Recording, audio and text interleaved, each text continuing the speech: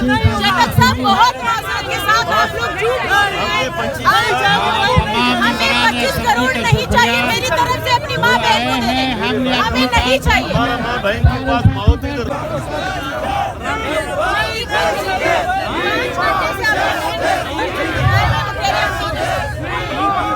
नहीं, आप नहीं देंगे, आप झूठ बोलते हैं, आप झूठ बोल रहे हैं। जगत साहब बहुत माजरत के साथ आप लोग झूठ बोल रहे हैं। हमें 25 करोड़ नहीं चाहिए, मेरी तरफ से अपनी माँ बहन को दे दें, हमें नहीं चाहिए। माँ बहन के पास बहुत ही बहुत है ना, इसीलिए आपको दर्द नहीं हो रहा। मुझे दर्द था, मैं आपके पास आया।